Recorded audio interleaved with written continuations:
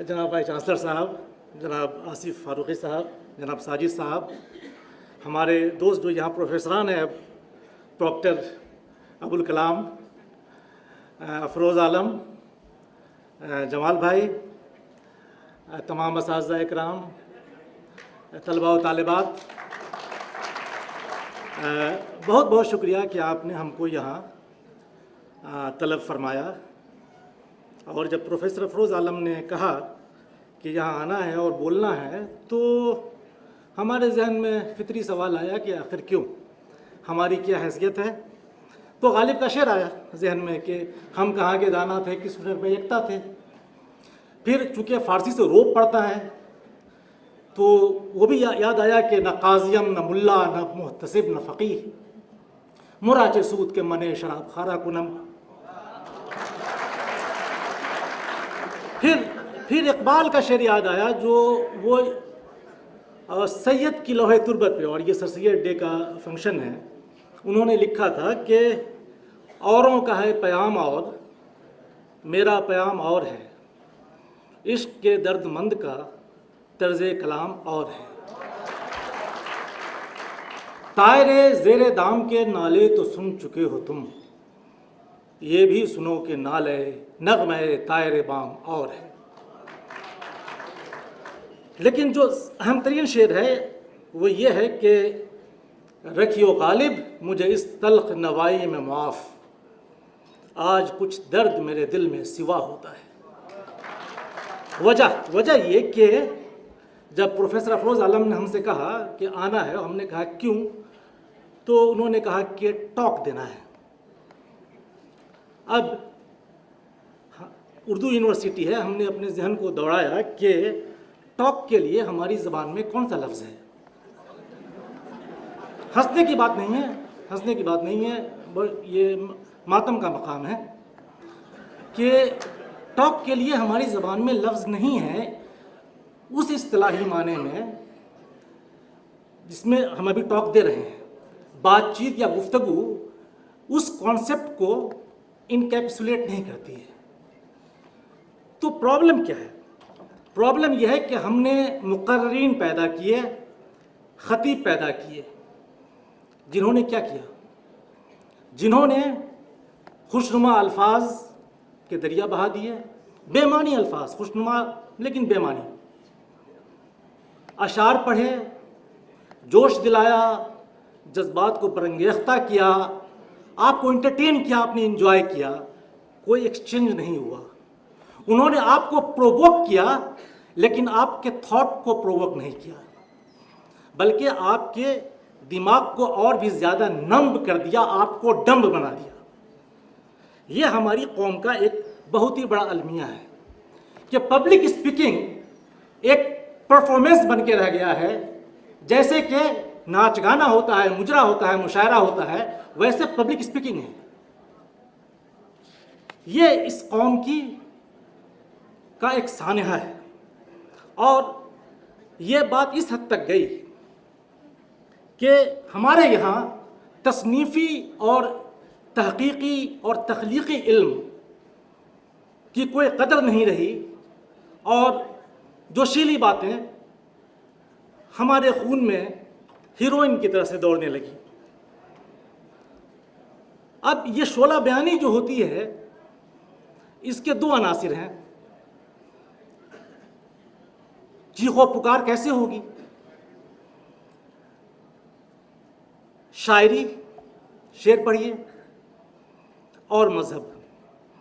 अब बात यह है कि दोनों जो हैं फिक्र को मजरूह करते हैं, आप वाहवाही करते हैं, और दोनों आपको सोचने की जहमत से आज़ाद कर देते हैं। तो शेर हम पढ़ते क्यों हैं आखिर? हमने भी पढ़ा इसलिए कि हमारे पास अपने अल्फाज नहीं हैं। हमारे पास अपने अल्फाज नहीं हैं, इसलिए हम अशार का सहारा लेते हैं। और हमारे पास अल्फाज क्यों नहीं हैं? इसलिए कि हमारे पास अफकार नहीं है। और अफकार क्यों नहीं है? इसलिए कि हमने कभी गौर व खौज नहीं किया, हमारे अंदर तनकीदी इल्म नहीं है। जब ख्यालात होंगे, जब अफकार होंगे तो अल्फाज भी पैदा होंगे। जैसे कि जब प्रोडक्शन होगा तो पैसा, मनी अपने आप पैदा हो जाएगा। अब इसकी वजह क्या है? अफकार क्यों नहीं है हमारे पास? क्योंकि सदियों से हमारी फिक्र पे कदगन लगा रहा, हमको सोचने नहीं दिया गया। हमसे कहा गया कि तकलीद करो, नहीं तो भटक जाओगे। अब यह है कि तकलीद और तख्लीक दोनों एक साथ जमा नहीं हो सकते हैं। तो शायरी में भी वही रहा कि फरसूदा मज़ामीन को नए नए अल्फाज में बयान कीजिए। मज़ामीन को कहते थे बांधना, मज़ामीन बांधते थे, उसमें कभी कोई नई बात पैदा नहीं होती थी। किताबों के अंबार लग गए। जो किताब लिखी गई 9वीं सदी में, उस पर तशरीह शरह लिखी गई, फिर शरह की शरह लिखी गई, फिर उसकी शरह, फिर शरह दर शरह, फिर दरा शरह लिखते रहे हम। किताबों का अंबार लग गया, लेकिन नॉलेज में रत्ती बराबर इजाफा नहीं हुआ। यही वजह है कि उर्दू में इल्म नहीं है। माफ़ कीजिएगा, उर्दू में इल्म नहीं है। और ये यूनिवर्सिटी बनाई ही इसलिए गई है कि उर्दू में इल्म पैदा किया जाए।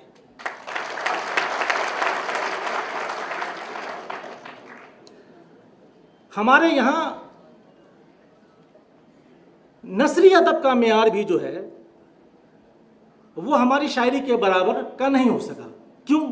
इसलिए कि नस्र में कुछ सोच समझ के लिखना होगा ना। अगर आप जोग्राफिए पे लिखें तो कुछ सोच समझ के लिखना होगा, उसकी तो औकात थी नहीं। और सिर्फ ये बात आज की नहीं है, ये किस्सा पुराना है। मुसलमानों की मौजूदगी हिंदुस्तान में 1000 साल से ज़्यादा से है। इन 1000 सालों में हमने इल्म में क्या इजाफा किया है?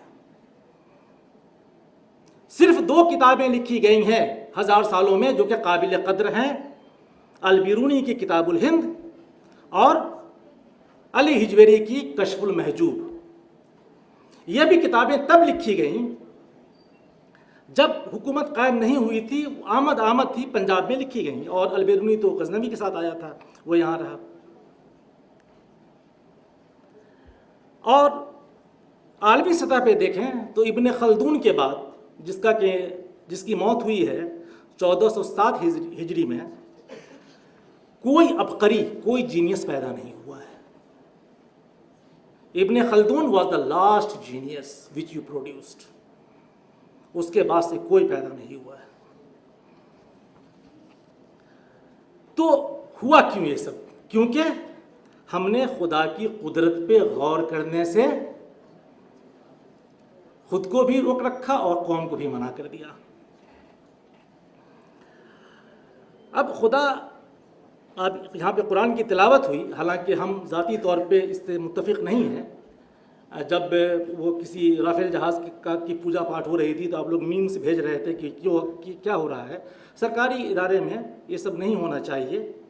JNU में अगर वेद उच्चारण से शुरुआत हो तो आपको अच्छा नहीं रहेगा, IIT में हो तो आपको अच्छा नहीं रहेगा। तो ये कहना बड़ा सियासी तौर पे पॉलिटिकली करेक्ट स्टेटमेंट हो सकता है कि उर्दू मुसलमानों की ज़बान नहीं है, सबकी ज़बान दयाशंकर नसीम थे और ये थे और वो थे। लेकिन जब आप ये करेंगे तो फिर ये जो आइडेंटिफिकेशन है ज़बान का और मज़हब का, वो और मजबूत हो जाएगा और उससे गलत परसेप्शन फैलेगा। हमको कहते हुए डर लग रहा था, लेकिन ठीक है। तो बात क्या है कि कुरान की एक तफसीर हमने पढ़ी लियोपोल्ड वेस मोहम्मद असद के नाम से, the message of the Quran. उसमें पहले सफ़े पे लिखा है लिक़ौम यतफ़क्करून, यानी कि कुरान जो है वो किताब है जो कि उन लोगों के लिए है जो कि फ़िक्र करते हैं, सोचते हैं।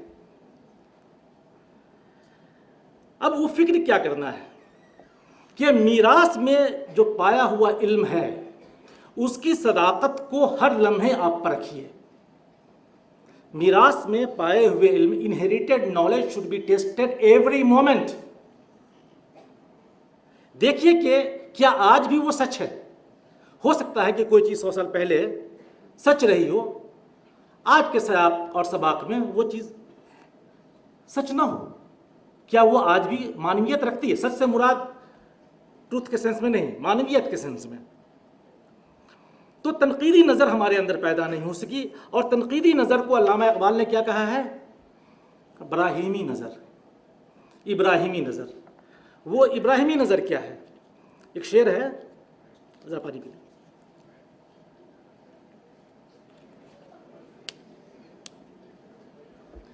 वो इब्राहिमी नज़र है।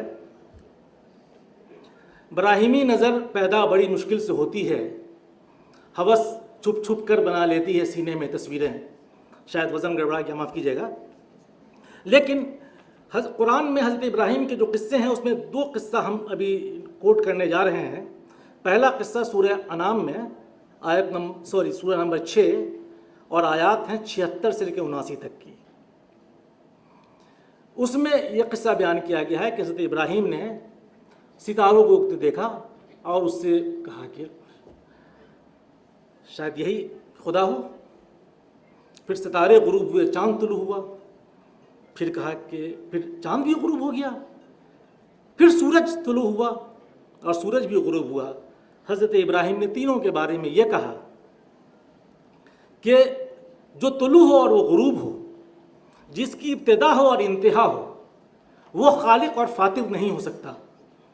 मेरा खालिक, मेरा खुदा कोई और है जो कि हमको नज़र नहीं आ रहा है। ये जो है, ये क्या है? इसको कहते हैं मंतकी दलाइल, ratiocination, reasoning, induction, deduction, analogy, syllogism.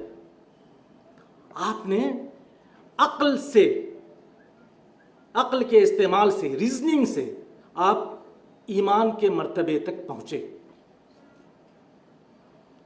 दूसरा किस्सा है सूरह बकरा में, आयत सूरह नंबर 2 आयत नंबर 260। वो कि हज़रत इब्राहीम ने खुदा से कहा कि जो बेसत होगी, यानी कि जब मुर्दों को दोबारा ज़िंदा किया जाएगा, उसकी क्या हकीकत हम देखना चाहते हैं।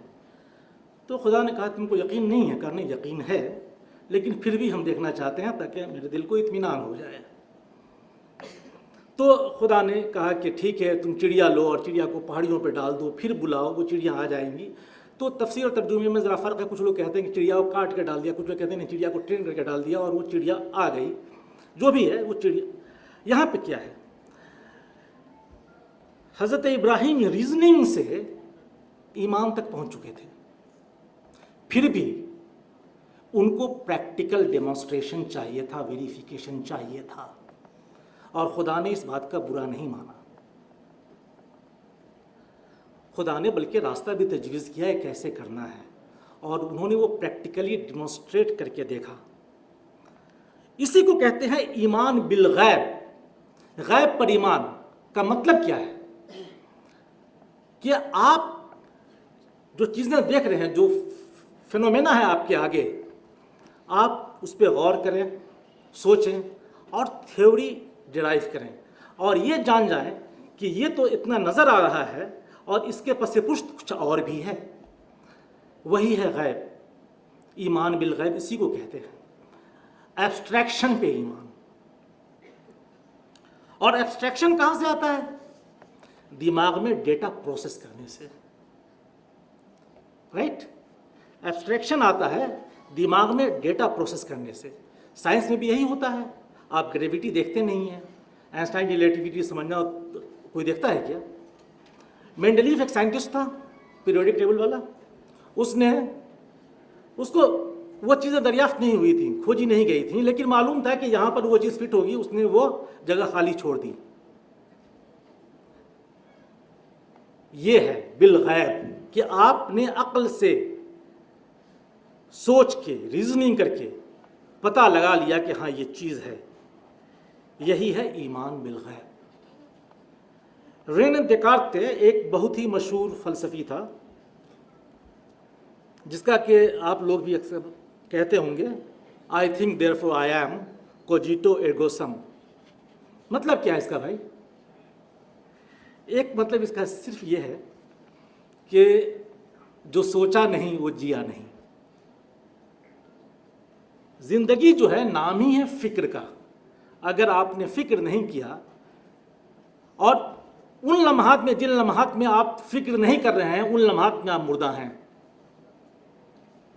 और अगर आपने जिंदगी भर फिक्र नहीं किया, रीजनिंग नहीं की, तो आप जिए ही नहीं। ईमान की बुनियाद फिक्र पे है, रटे रटाए फॉर्मूले को रिपीट करने पे नहीं है। और अमल की बुनियाद किस पे है? ईमान पे। तो यहां पे सानिया हमारे लिए यह हुआ कि ईमान जो है वो फिक्र को महमीज करने वाली चीज़ है। महमीज घोड़े को लगाते हैं, it is something which would as per your thought. लेकिन उल्टा हुआ, ईमान को बना दिया गया हमारे लिए फिक्र पे ताले के तौर पे लगा दिया गया। अब फिक्र क्या है? फिक्र तो जिंदगी की रूह है। रूह है, फिक्र क्या है? रूह है। और फिक्र करना छोड़ा आपने, रूह निकली, जिस्म लगा सड़ने, जवाल आया। अब जब जवाल के असबाब पे गौर करने की बात आई, तो उसमें जो सबसे बड़ा नाम है वो वही है, और वाहिद नाम एक तरह से कह लीजिए, जिसके यौम पैदाइश के सेलिब्रेशन के लिए हम यहाँ जमा हुए हैं, सर सैयद अहमद ख़ान। अब यह है कि अगर वो सिर्फ एक इदारे के बानी थे, तो इस इदारे में ये क्यों सेलिब्रेट हो रहा है? ये तो सही बात यह है, माफ़ कीजिएगा, ये तो उनकी तहरीक का हिस्सा भी नहीं, तो सरकार ने कायम किया है, आपकी कौम ने कायम नहीं किया है। ये आपने चंदा वंदा नहीं किया, आप इसको फाइनेंस नहीं कर रहे हैं। ये तो वो अलीगढ़ तहरीक क्या चीज़ थी? खैर जो भी चीज़ थी, वो बेसिकली कॉलेज नहीं बना रहे थे इसलिए कि कुछ लोग आए और पढ़ लिख लें और रोज़गार कर लें, रोज़गार पालें, इसलिए नहीं। सर सैयद की असल हैसियत जो है वो मुसलह और मुफक्किर की है। इस्लाह कौन करता है? इस्लाह वो करता है जिसको क्या फिक्र हो। जिसको फिक्र नहीं है आपकी, वो इस्लाह क्यों करेगा भाई? उनको फिक्र थी और वो फिक्र करते भी थे, दोनों मानों में, कंसर्न के माने में भी और थॉट के माने में भी। इस्लाह किस चीज़ की? तहजीब की, तहजीबुल अखलाक, अखलाक की। वो अखलाक की इस्लाह करना चाहते थे कि जो बुराइयां नेकी के तौर पर हमारे दरमियान मुरव्वज हैं, इस नाम पर कि यह हमारी रवायत है, रवायत के नाम पे तो कुछ भी कर लीजिए आप, हम चाहिए तो हमको बोलने नहीं दीजिए, टोपी पहनो, ये हमारी रवायत है, पता नहीं कहाँ की रवायत है, कुछ भी कर लीजिए आप रवायत के नाम पे, या फिर ये दीन है। तो ये इन्वेस्टिगेट करना था कि वाकई ये दीन है या यूं ही है। इसके लिए उन्होंने जो मेथोडोलॉजी डिवाइस की और उसको जिन अल्फाज में बयान किया, उससे ज़्यादा एलिगेंट, नफीस अल्फाज मुमकिन ही नहीं है। क्या यहाँ भी बार बार कहा गया कि कुरान खुदा का कौल है और फितरत खुदा का फ़ेल है। ये मुमकिन ही नहीं है कि खुदा के कौल व फ़ेल में तफावुत हो, और अगर हमको कोई तज़ाद दिखता है दोनों में, तो इसका मतलब यह है कि या तो हमने कुरान को नहीं समझा या फिर दुनिया को नहीं समझा। हकीकत तो इससे भी ज़्यादा ख़राब थी कि न हमने कुरान को समझा न दुनिया को समझा। कुरान नहीं पढ़ने दिया गया, कहा गया कि पढ़ोगे तो गुमराह हो जाओगे, वो दूसरी ज़बान में है। तर्जुमा भी किया गया, तो जैसे हमारी जो तालीम हुई, हमको नाजरा करवाया गया। नाजरा का मतलब यह है कि बस अल्फाज पढ़ लीजिए, समझने की ज़रूरत नहीं है। तो दीनी और दुनियावी इल्म में ये झूठा तजाद पैदा किया गया और इस हकीकत को फरामोश किया गया कि दीन कुछ नहीं है सिवाय इसकी कि दुनिया में रहने का तरीक़ा है। हमने दोनों को तर्क किया, दोनों से गए। हालांकि हम शेर पढ़ने का कायल नहीं है, लेकिन रजिस्ट नहीं कर पा रहे हैं कि ऐ बाद सबा कमली वाले से जा कहियो पैगाम मेरा, कब्ज़े से बेचारी उम्मत के दुनिया भी गई और दी भी गया। यही हाल होना। अगर किसी जमात की जो अपनी पहचान, अपनी निगाहों में सेल्फ परसेप्शन यह है कि आप एक मजहबी जमात हैं, आपकी इज्तमाइयत की बुनियाद मज़हब पे है, तो आपके अच्छे बुरे, नेक व बद और उरूज व ज़वाल के असबाब भी वहीं तलाश करने होंगे मज़हब में। तो उसको आप खोजिए अपनी थियोलॉजी में। थियोलॉजी क्या चीज़ होती है? थियोलॉजी होती है कि आपने मज़हब को कैसे समझा और उस पर कैसे अमल किया। फ़हम और अमल। समझा तो क्या सिर्फ लफ्ज़ी माने तक गए या उसकी तह में उतरे?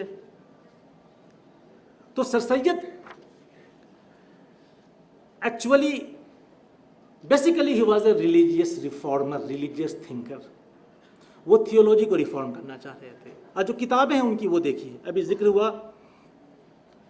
खुतबात अहमदिया का। खुतबात अहमदिया क्या है? वो किताब जो कि विलियम म्योर की लाइफ ऑफ मोहम्मद के जवाब में लिखी गई।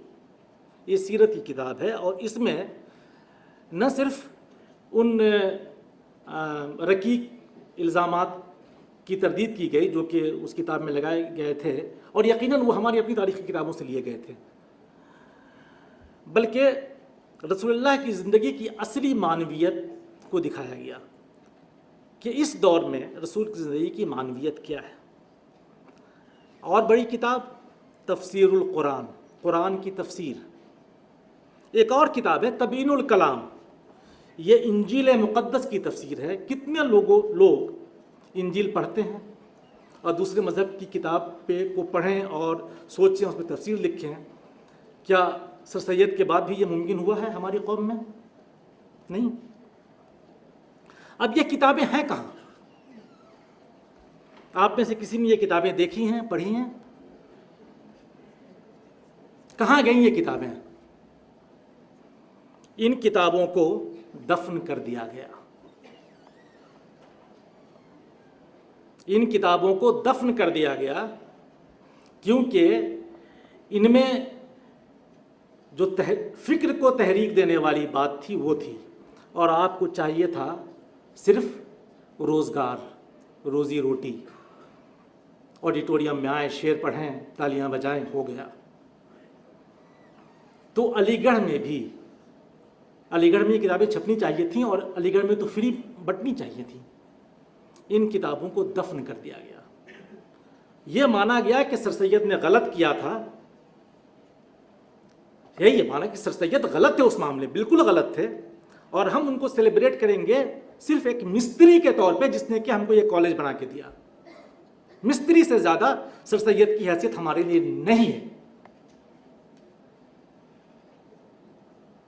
लेकिन सर सैयद असल में तो थे एक और चीज़। अभी पिछले साल हम इंग्लैंड गए थे तो हमको ये लगा कि सर सैयद वो वाहिद मुफक्किर है जिसने मगरिब की, वेस्ट की सही तस्वीर पेश की हमारे आगे, और ये कहा हमसे कि वो लोग हमसे बेहतर हैं। They are morally superior, believe me, they are morally superior. Science, technology, economy, industry वगैरह तो बाद में आता है। They are morally superior. और मोरली सुपीरियर क्यों है?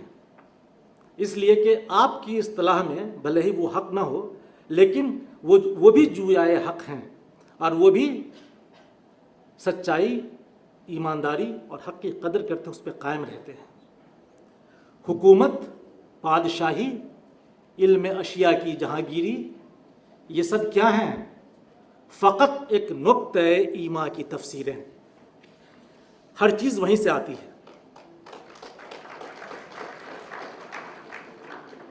इसके बरक्स जो दूसरी शक्ल जो कि पॉपुलर रही हमारे लिए वेस्ट के बारे में,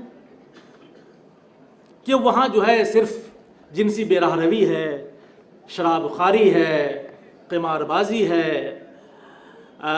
कोई मोरालिटी नहीं है, मादा परस्ती है। और इकबाल का शेर देखिए,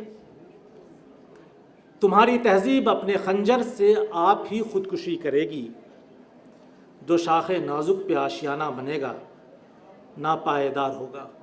आज देखिए कि किसकी तहजीब किस खंजर से खुदकुशी कर रही है। खुदकुशी तो हमारी तहजीब कर रही है ना आज, और किस खंजर से?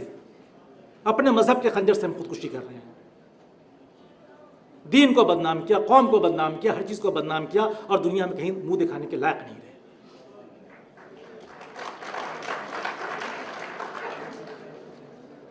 जान लीजिए, ईमान और अखलाक जो है वो हम माने अल्फाज हैं। कुरान में सूरह अहज़ाब आयत नंबर 21, सूरह 33 आयत नंबर 21, रसूलुल्लाह सल्लल्लाहु अलैहि वसल्लम से कहा गया कि आप उसवे हुस्ना वाले हैं। राइट? क्या उसवा कोई अखलाक कहते हैं। सर सैयद ने उसके लिए आप लोग बोर हो गए होंगे, ठीक है, शेर पढ़ दें। सर सैयद ने उसके लिए वहाँ 2 रिसाले थे, टैटलर और स्पेक्टेटर। उसकी नहज पे शुरू किया तहज़ीबुल अखलाक। आप कभी देखिएगा उसका जो क्या कहते हैं उसको, मोनोग्राम, लोगो जो कहते हैं, उस पर लिखा हुआ इंग्लिश में द मोहम्मदन सोशल रिफॉर्मर। यह है तहज़ीबुल अखलाक। उसके लिए क्या क्या एक न्यूक्लियस के तौर पे कॉलेज की बुनियाद डाली, MAO कॉलेज। लेकिन सर सैयद की आंख बंद होते ही वो तहरीक ख़त्म हुई, और फिर वो हुआ कि अब शेर पढ़ देते हैं, बाप का इल्म न बेटे को अगर अजबर हो, तो पेसर लायक़े मीरासे पेदर क्यों करो। Are we worthy, let me ask our self a question, are we even worthy of celebrating this day? I don't think. Sir Syed के साथ जो ये सलूक किया गया वो सिर्फ साइंसी अफकार में नहीं, उनके जो सियासी अफकार थे वहाँ भी। जिस दिन 1906 में Mohammedan educational movement, Mohammedan social conference, educational conference sir, Mohammedan educational conference, जिस दिन उस जलसे में मुस्लिम लीग की तासीस हुई, अलीगढ़ तहरीक उसी दिन फौत हो गई। और उसके बाद जो अंजाम हुआ उससे हम आज तक जूझ रहे हैं। इसी से उनमें कहें कि सर सैयद ने एक गलती की, वैसे तो खताए बुजुर्गा गिरफ्तन खतास्त, लेकिन बेतेश आए नजर न चलो राह रफ्तगा, हर नक्श पा बुलंद है दीवार की तरह। और इकबाल का भी एक है कि सूरत शमशीर है दस्ते क़ज़ामे वो कौम, करती है जो हर ज़मां अपने अमल का हिसाब। सर सैयद ने गलती की उर्दू के मामले में कि जब लोग देवनागरी को प्रमोट कर रहे थे और उर्दू के साथ साथ देवनागरी को भी कोर्ट लैंग्वेज बनाने पे इशार कर रहे थे, सर सैयद ने इसकी मुखालफत की। लेकिन उनको एहसास हो गया कि ये गलती वो कर रहे हैं, तो वो उससे बाज आ गए। वो गलती क्या थी उर्दू के मामले में। और आज भी जो हम देख रहे हैं कि उर्दू कई मानों में हमारे लिए इस्तियारा है कि हम मुफर्रस अल्फाज बोलें, मुअर्रब अल्फाज बोलें, या ज़मीन से जुड़े हुए अल्फाज को इस्तिलाहात बनाएं। जान लीजिए कि उर्दू में एक फितरी हुस्न है, और उर्दू ही जो है शायद आपके लिए सल्वेशन का सोर्स हो। उर्दू में एक फितरी हुस्न है, वो ये है वो आपका सॉफ्ट पावर है, उसका कल्चरल कोशेंट देखिए। जो लोग उर्दू नहीं जानते हैं वो भी उर्दू बोलना चाहते हैं, वो भले जीम को जीम बोल दें, बोलना चाहते हैं, वो शेर पढ़ना चाहते हैं। आप इसको बिल्ड कीजिए। ये हिंदुस्तानी ज़बान है, 76% वोकेबलरी इसकी हिंदुस्तानी है, सिंटैक्स इसका हिंदुस्तानी है। और जो आप दावे करते हैं कि ये सब की ज़बान है, दक्कनी उर्दू क्या थी? दक्कनी उर्दू जो थी, पिया बाज प्याला पिया जाए ना, पिया बिन एप्पल जिया जाए ना, तुझ लब की सिफत लाल बदख्शा से कहूँगा। इस तरह की ज़बान थी जो ज़मीन से जुड़ी हुई थी, जिसमें ज़िक्र यहाँ की नदियों का होता था, दजला और फुरात का नहीं होता था, जिसमें ज़िक्र यहाँ के फूल का होता था, यहाँ की चिड़िया का होता था, गुलो बुलबुल का नहीं होता था। आपको उर्दू को, ये यूनिवर्सिटी जो बनी है, आपको उर्दू की दक्कनी रवायत को रिवाइव करना है। अगर नहीं कर पाए तो this university will be a failure. लेकिन यह है कि यहाँ आकर बड़ा अच्छा लगा जो यूनिवर्सिटी बनी है। दुआया कलमात के तौर पे ये शेर पढ़ के हम ख़त्म कर रहे हैं कि फला फूला रहे या रब चमन मेरी उम्मीदों का, जिगर का खून दे दे कर ये बूटे मैंने पाले। शुक्रिया।